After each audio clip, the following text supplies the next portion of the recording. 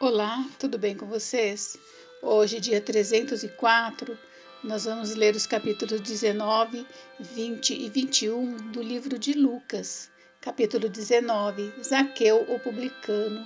Entrando em Jericó, atravessava Jesus a cidade. Eis que um homem, chamado Zaqueu, maioral dos publicanos e rico, procurava ver quem era Jesus, mas não podia por causa da multidão, por ser ele de pequena estatura. Então, correndo adiante, subiu a um sicômoro, a fim de vê-lo, porque por ali havia de passar. Quando Jesus chegou àquele lugar, olhando para cima, disse-lhe: Zaqueu, desce depressa, pois me convém ficar hoje em tua casa. Ele desceu a toda pressa e o recebeu com alegria. Todos os que viram isto murmuravam, dizendo que ele se hospedara com um homem pecador. Entre mentes, Zaqueu se levantou e disse ao Senhor: Senhor, resolvo dar aos pobres a metade dos meus bens, e se em alguma coisa tenho defraudado alguém, restituo 4 vezes mais. Então Jesus lhe disse: Hoje houve salvação nesta casa, pois que também este é filho de Abraão, porque o Filho do Homem veio buscar e salvar o perdido. A parábola das 10 minas. Ouvindo eles estas coisas, Jesus propôs uma parábola, visto estar perto de Jerusalém, e lhes parecer que o reino de Deus havia de manifestar-se imediatamente. Então disse: Certo homem nobre partiu para uma terra distante com o fim de tomar posse de um reino e voltar. Chamou 10 servos seus, confiou-lhes 10 minas e disse-lhes: Negociai até que eu volte. Mas os seus concidadãos o odiavam e enviaram após ele uma embaixada dizendo: Não queremos que este reine sobre nós. Quando ele voltou, depois de haver tomado posse do reino, mandou chamar os servos a quem dera o dinheiro, a fim de saber que negócio cada um teria conseguido. Compareceu o primeiro e disse: Senhor, a tua mina rendeu 10. Respondeu-lhe o Senhor: Muito bem, servo bom, porque foste fiel no pouco, terás autoridade sobre 10 cidades. Veio o segundo dizendo: Senhor, a tua mina rendeu 5. A este disse: Terás autoridade sobre 5 cidades. Veio então outro dizendo: Eis aqui, Senhor, a tua mina, que eu guardei embrulhada num lenço. Pois tive medo de ti, que és homem rigoroso, tiras o que não puseste, e ceifas o que não semeaste. Respondeu-lhe: Servo mau, por tua própria boca te condenarei. Sabias que eu sou homem rigoroso, que tiro o que não pus, e ceifo o que não semeei. Por que não puseste o meu dinheiro no banco? Então, na minha vinda, o receberia com juros. E disse aos que o assistiam: Tirai-lhe a mina, e dai-a ao que tem as 10. Eles ponderaram: Senhor, ele já tem 10. Pois eu vos declaro: a todo o que tem, dar-se-lhe-á, mas ao que não tem, o que tem lhe será tirado. Quanto, porém, a esses inimigos que não quiseram que eu reinasse sobre eles, trazei-os aqui e executai-os na minha presença. A entrada triunfal de Jesus em Jerusalém. E dito isto, prosseguia Jesus subindo para Jerusalém.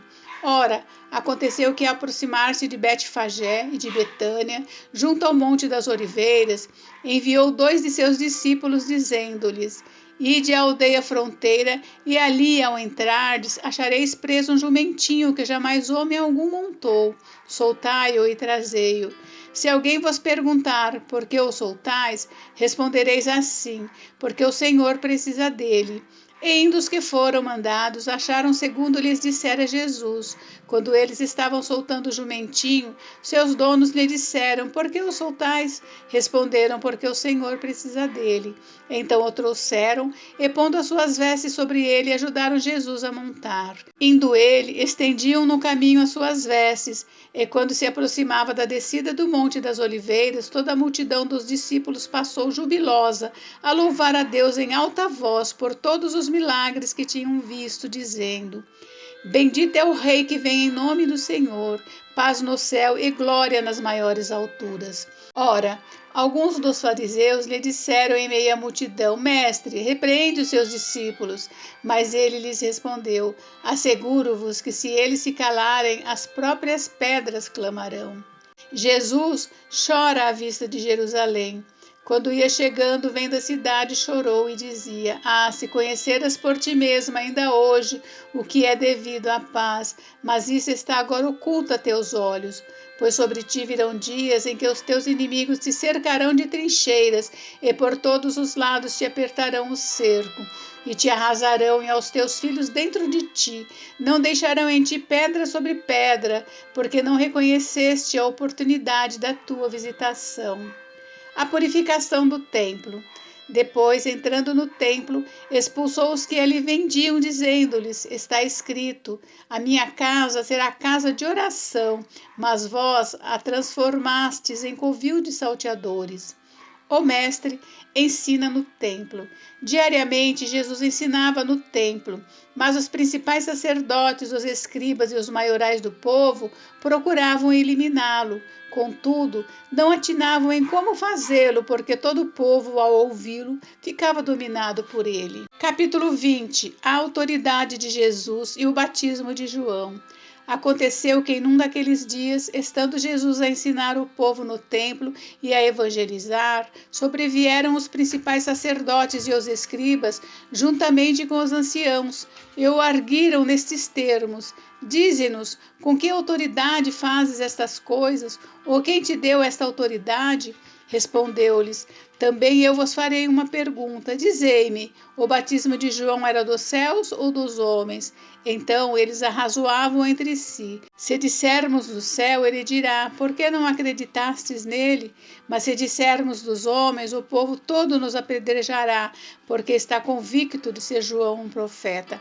Por fim, responderam que não sabiam. Então Jesus lhes replicou: Pois nem eu vos digo com que autoridade faço estas coisas.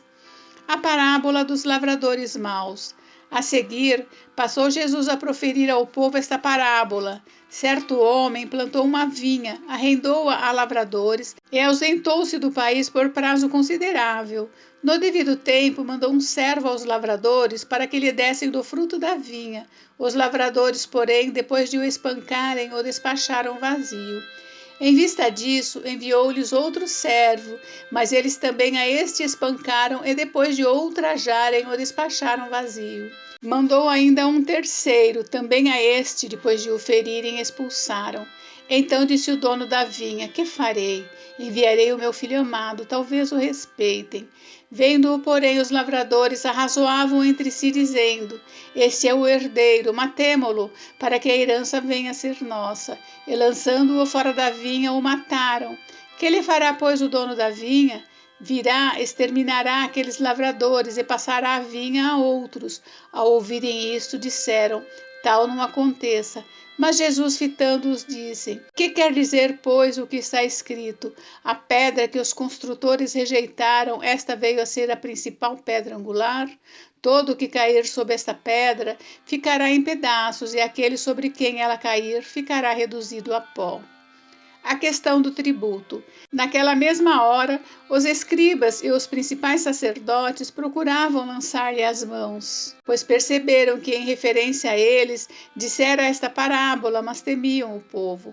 Observando-o, subornaram emissários que se fingiam de justos para verem se o apanhavam em alguma palavra, a fim de entregá-lo à jurisdição e à autoridade do governador. Então o consultaram, dizendo: Mestre, sabemos que falas e ensinas retamente e não te deixas levar de respeitos humanos, porém ensinas o caminho de Deus segundo a verdade. É lícito pagar o tributo a César ou não?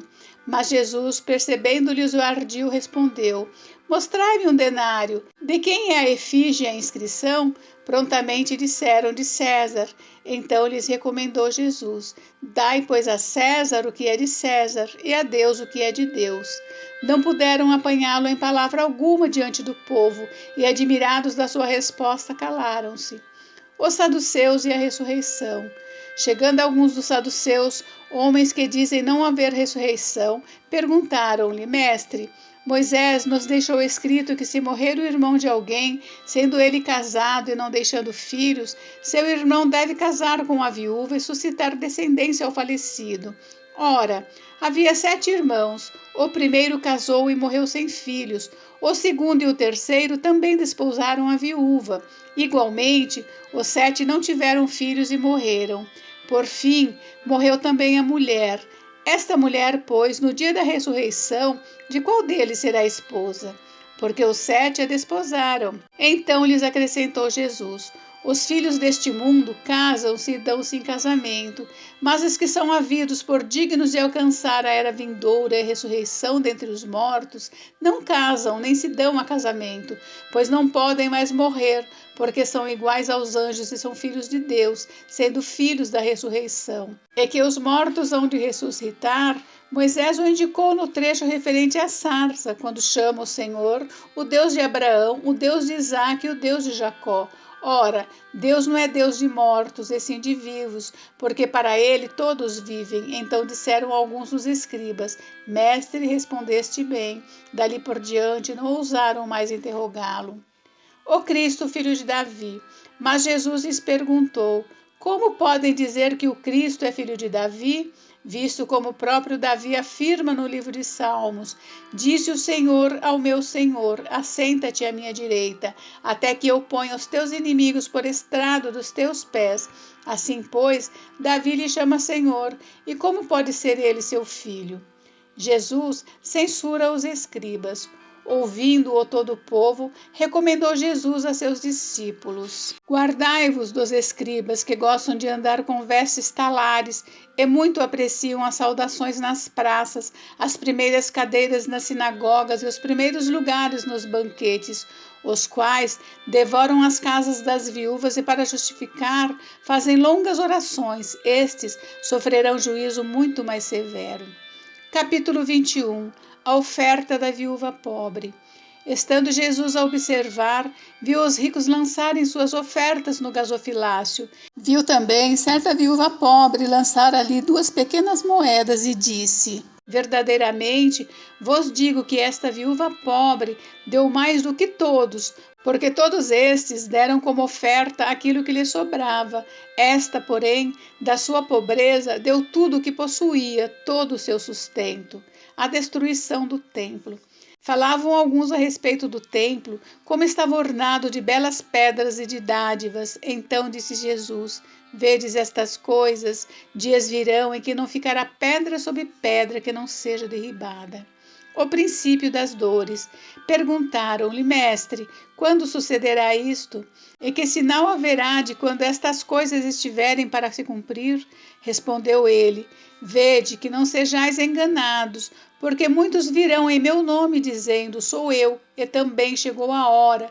Não os sigais. Quando ouvirdes falar de guerras e revoluções, não vos assusteis, pois é necessário que primeiro aconteçam estas coisas, mas o fim não será logo. Então lhes disse: levantar-se-á nação contra nação e reino contra reino. Haverá grandes terremotos, epidemias e fome em vários lugares, coisas espantosas e também grandes sinais no céu. Antes, porém, de todas estas coisas, lançarão mão de vós e vos perseguirão, entregando-vos às sinagogas e aos cárceres, levando-vos à presença de reis e de governadores por causa do meu nome. E isto vos acontecerá para que deis testemunho. Assentai, pois, em vosso coração, de não vos preocupardes com o que haveis de responder, porque eu vos darei boca e sabedoria, a que não poderão resistir, nem contradizer todos quantos se vos opuserem. E sereis entregues até por vossos pais, irmãos, parentes e amigos, e matarão alguns dentre vós. De todos sereis odiados por causa do meu nome, contudo, não se perderá um só fio de cabelo da vossa cabeça. É na vossa perseverança que ganhareis a vossa alma. Jerusalém sitiada. Quando, porém, virdes Jerusalém sitiada de exércitos, sabeis que está próxima a sua devastação. Então, os que estiverem na Judéia fujam para os montes, os que se encontrarem dentro da cidade retirem-se, e os que estiverem nos campos não entrem nela, porque estes dias são de vingança, para se cumprir tudo o que está escrito. Ai das que estiverem grávidas e das que amamentarem naqueles dias, porque haverá grande aflição na terra e ira contra este povo. Cairão a fio de espada e serão levados cativos para todas as nações, e até que os tempos dos gentios se completem, Jerusalém será pisada por eles. A vinda do Filho do Homem. Haverá sinais no sol, na lua e nas estrelas. Sobre a terra, angústia entre as nações em perplexidade por causa do bramido do mar e das ondas. Haverá homens que desmaiarão de terror e pela expectativa das coisas que sobrevirão ao mundo, pois os poderes do céu serão abalados. Então se verá o Filho do Homem vindo numa nuvem com poder e grande glória. Ora, ao começarem estas coisas a suceder, exultai e erguei a vossa cabeça, porque a vossa redenção se aproxima.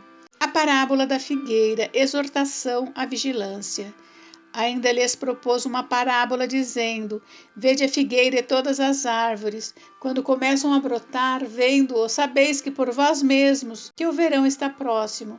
Assim também, quando virdes acontecerem essas coisas, sabei que está próximo o reino de Deus. Em verdade vos digo que não passará esta geração sem que tudo isto aconteça. Passará o céu e a terra, porém as minhas palavras não passarão.